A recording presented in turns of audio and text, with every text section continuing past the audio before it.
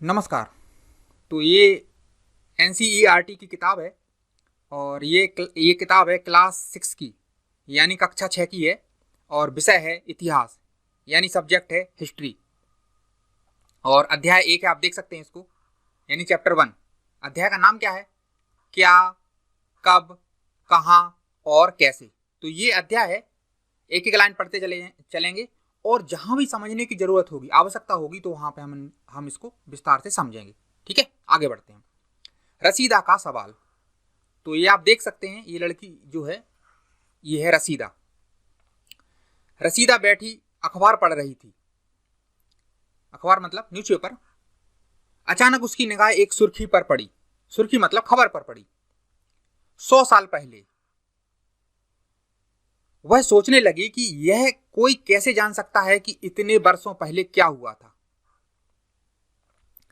रसीदा के दिमाग में एक प्रश्न चल रहा है कि वो सोच रही कि कैसे कोई जान सकता है कि 100 साल पहले क्या हुआ था।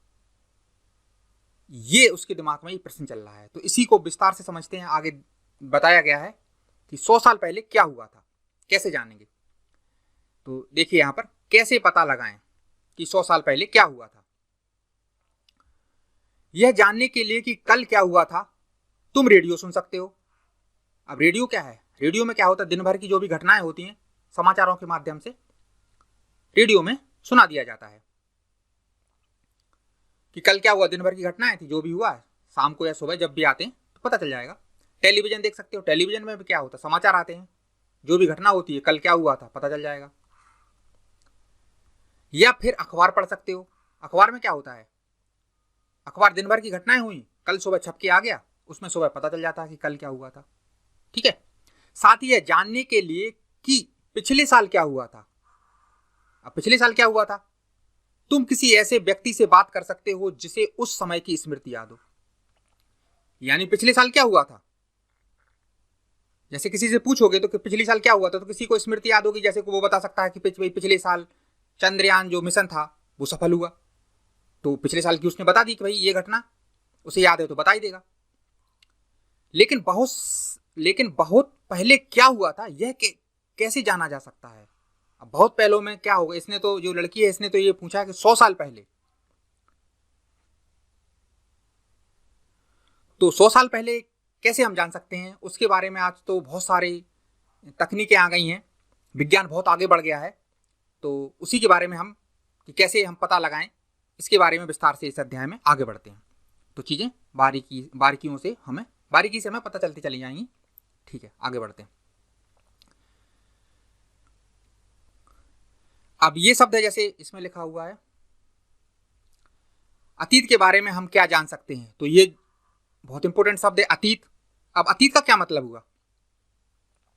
अतीत को इंग्लिश में हम पास्ट कहते हैं, यानी हम अतीत को हम दूसरी भाषा में इतिहास कह सकते हैं। अतीत मतलब इतिहास हो गया, जो निकल चुका वो सब अतीत है, यानी जो निकल चुका वो सब इतिहास है, पास्ट है।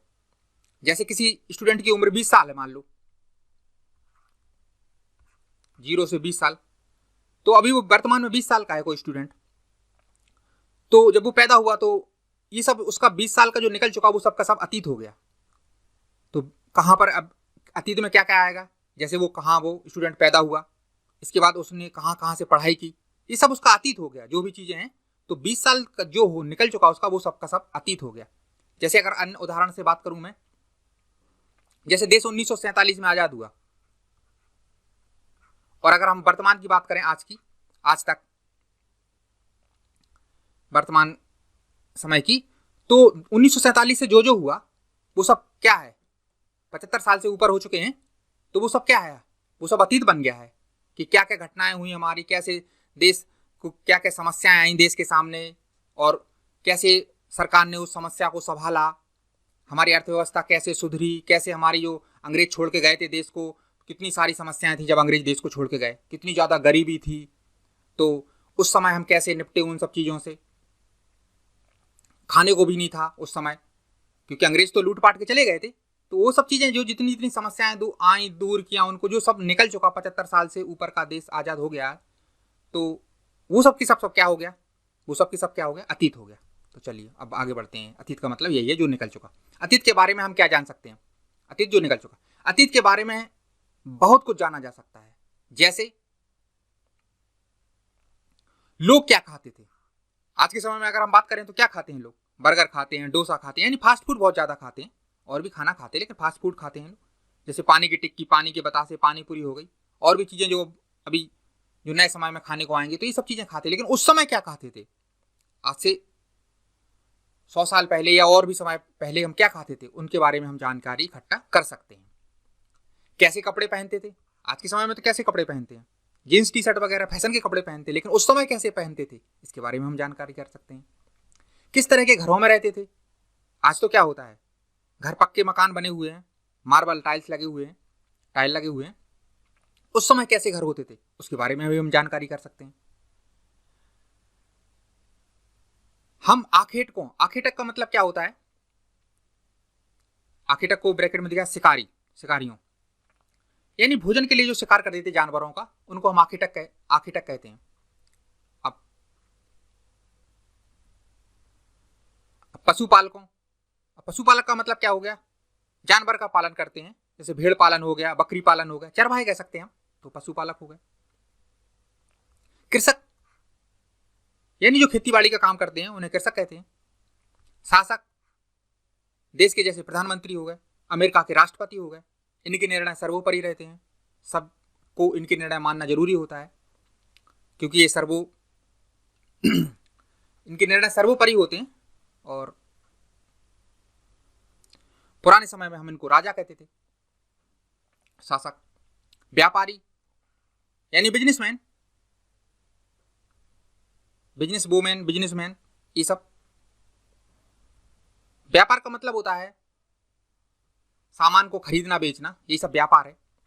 पुरोहित, जो धर्म के कार्यों में संलिप्त रहते हैं उन्हें पुरोहित कहते हैं। इसके बाद हो गया शिल्पकार, जैसे सुनार हो गया, लोहार हो गया, मिट्टी के बर्तन वगैरह बनाते हैं जो, तो ये शिल्पकार हो गए। कलाकारों, जैसे पेंटिंग बना दी तो ये सब कलाकार कहलाएंगे। संगीतकार, संगीत बना दिया, मधुर लगता है सुनने में, हमें अच्छा लगता है। और या फिर वैज्ञानिकों, वैज्ञानिक मतलब जो नई नई खोजें करते हैं उन्हें वैज्ञानिक कहते हैं, कि जीवन के बारे में जानकारियां हासिल कर सकते हैं, सबके बारे में हम जानकारियां इकट्ठा कर सकते हैं। यही नहीं, हम यह भी पता कर सकते हैं कि उस समय बच्चे कौन से खेल खेलते थे, तो ये भी हम पता कर सकते हैं। आज के समय में तो बच्चे क्या खेल खेलते हैं, क्योंकि क्रिकेट हमारा बहुत बड़ा प्रसिद्ध खेल है हमारे देश का, तो क्रिकेट बहुत सभी लोग खेलते हैं, लगभग तो क्रिकेट खेलते हैं। लेकिन उस समय के बच्चे कौन से खेल खेलते थे, तो ये भी हम पता कर सकते हैं कि क्या खेलते थे उस समय पहले, उस समय के बच्चे कौन सी कहानियां सुना करते थे। आज के आपने देखा होगा, ग्रामीण पृष्ठभूमि में जाएंगे, गाँव में जाएंगे, या आजकल सब जगह कह सकते हैं कि जैसे जो हमारे बुजुर्ग लोग होते हैं घर के, दादा दादी हो गए, नाना नानी हो गए, तो वो सब कहानियां सुनाया करते हैं बच्चों को। और जो कुछ लोग जो हैं, जो पता चला कि अच्छी कहानियां पढ़ना पसंद करते हैं, तो आपने देखा हो प्रेमचंद की कहानियां बहुत लोग पढ़ते हैं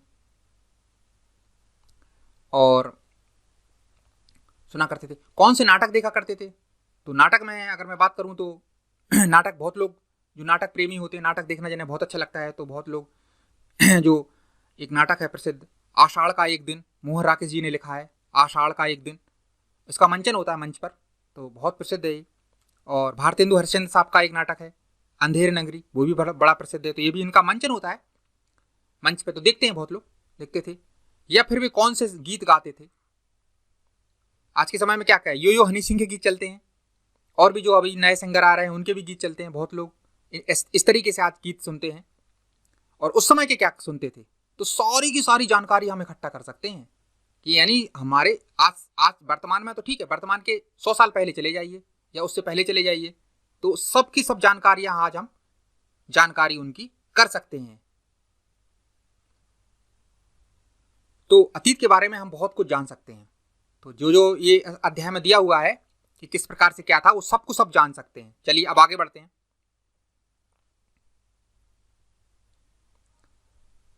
आगे बढ़ते हैं, लोग कहां रहते थे, अब समझने का प्रयास करते हैं। लोग कहां रहते थे, तो मानचित्र मतलब नक्शा, मैप कहेंगे इसको। मानचित्र एक, पृष्ठ दो, पृष्ठ मतलब पन्ना, पेज दो, मैं नर्मदा नदी का पता लगाओ। तो चलते हैं भाई, नर्मदा नदी का पता लगाते हैं। तो यहां से थोड़ा बढ़ते हैं। ये भारत का नक्शा है और इसमें देख सकते हैं आप नर्मदा नदी कहां पर है। तो यहां ध्यान से देखिए, बहुत ध्यान से। तो नर्मदा नदी यहां से निकल रही है। कहां से निकलती है? अमरकंटक की पहाड़ियों से निकलती है, मध्य प्रदेश में है। तो यहां से निकलती है और इस तरीके से देखिए, धीमे धीमे धीमे धीमे ये ऐसे ऐसे ऐसे ऐसे होते कहां गिर जाती है? अरब सागर में गिर जाती है। ठीक है, तो नर्मदा नदी अमरकंटक से निकलती है मध्य प्रदेश से और अरब सागर में गिर जाती है। अब थोड़ा विस्तार से समझने का प्रयास थोड़ा सा कीजिए कि जैसे ये नदी मैंने बना दी, अगर मैं इसको थोड़ा दिशाओं में बांट लूं इस नदी को, जैसे मैंने यहां लिख दिया पूर्व, यहां लिख दिया मैंने पश्चिम, यहां मैंने लिख दिया उत्तर, और यहां मैंने लिख दिया दक्षिण। ठीक है, तो इधर मैंने जैसे मैं ये ईस्ट हो गया, ये वेस्ट हो गया, ये नॉर्थ हो गया और ये साउथ हो गया, इस तरीके से। तो थोड़ा क्या है, विस्तार से हम इनको चीजों को समझ रहे हैं थोड़ा सा, ताकि आसपास के क्षेत्र अगर हम समझ लेते हैं। जैसे नर्मदा नदी है, अगर मैं बात करूं नर्मदा नदी के उत्तर में क्या है, तो अगर हम कह सकते हैं कि उत्तर में बिंद पहाड़ियां हैं नर्मदा के उत्तर में बिंद की पहाड़ियां हैं। और अगर हम बात करें कि नर्मदा नदी के दक्षिण में क्या है, तो कहेंगे सतपुड़ा की पहाड़ियां। तो इसीलिए मैंने पूर्व पश्चिम उत्तर दक्षिण में बांट लिया था इस क्षेत्र को। और इससे ऐसा करने से क्या हो, जब भी कोई नदी कोई भी स्थान आप देखें तो आसपास की चीजें भी देखिए। उससे क्या होता है, आपका जो नक्शा आप देखने का तरीका है वो आपका बड़ा होता है, और उससे क्या होता है, चीजें याद करना आसान हो जाता है। तो क्षेत्र एक ही मत देखिए, उसके आसपास की चीजें भी देखिए। ठीक है, तो ये आपने देख लिया नर्मदा नदी का। अब वापस चलते हैं जहां पर हम लाइन हमने छोड़ी थी। ठीक है, अब देखिए यहां पर नर्मदा नदी का पता लगाओ, तो लगा लिया। ठीक है, कई लाख वर्ष की बात कर रहे हैं, कई लाख वर्ष पहले, 1 लाख नहीं, 2 लाख नहीं, कई लाख वर्ष पहले से लोग इस नदी के तट पर रह रहे हैं। नर्मदा नदी के तट पर कई लाख वर्ष पहले से लोग रह रहे हैं। अब देखिए, किसी भी नदी के पास में लोग क्यों रहते हैं, थोड़ा समझने का प्रयास कीजिए। जैसे ये नदी है, ठीक है, तो नदी के यहाँ आसपास क्या हो गया, यहाँ बहुत सारे लोग रहना शुरू कर देते हैं, यहाँ आसपास नदी के किनारे पे। अब नदी के किनारे पे लोग रहते क्यों हैं, इसके पीछे कारण है। पीने के लिए पानी मिल जाता है, पानी की सुविधा हो जाती है।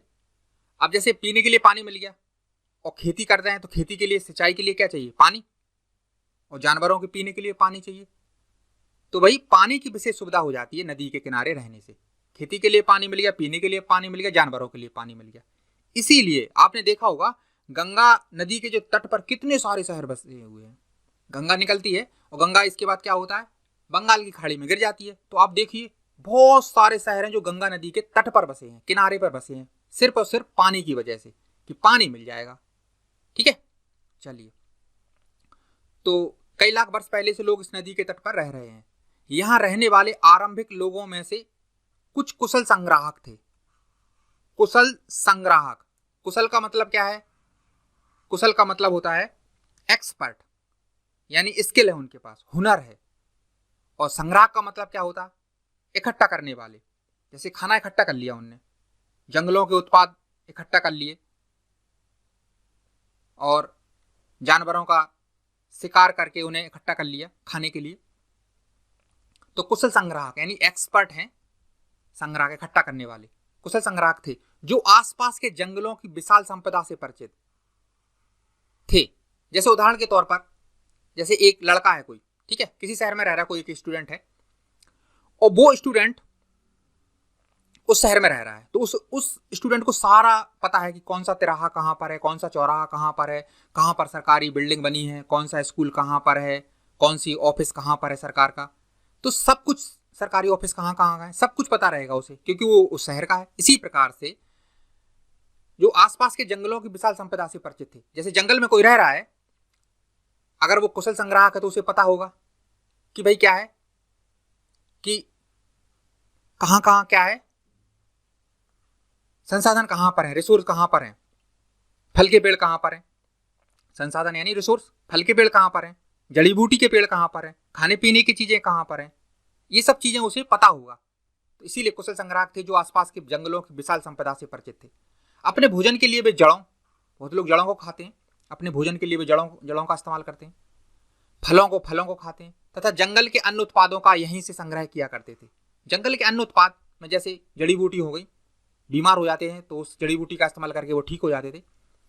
तो जड़ें हो गई, फल हो गए, जंगल के अन्य उत्पादों का यहीं से संग्रह किया करते थे। वे जानवरों का आखेट शिकार भी करते थे। आखेट का मतलब भोजन के लिए जानवर का शिकार कर दिया यानी मार दिया और अपने भोजन के रूप में उसको इस्तेमाल कर लिया। तो ये सब चीजें इस तरीके से हैं। तो किस प्रकार से हम विस्तार से इस अध्याय में एक एक लाइन पढ़ते चले जाएंगे और किस प्रकार से जो सवाल हैं कि किस प्रकार 100 साल पहले क्या हुआ था, तो सबकी बार बारीकी से समझेंगे और पता करते जाएंगे कि 100 साल पहले की हम घटनाओं को किस प्रकार से हम जान सकते हैं। तो इस वीडियो में अभी इतना ही रख रहे हैं, ये पहला वीडियो है। वीडियो लंबा बन रहा है लेकिन क्या मजबूरी है, क्या करें, मजबूरी है, क्योंकि कुछ भी हम छोड़ नहीं रहे हैं। और IAS PCS के लिए कुछ भी छोड़ना, कहाँ से पेपर बन जाए कोई नहीं जानता है, इसलिए कुछ भी नहीं छोड़ सकते हैं। हर चीज को बहुत लाइन बाय लाइन से हम पढ़ रहे हैं।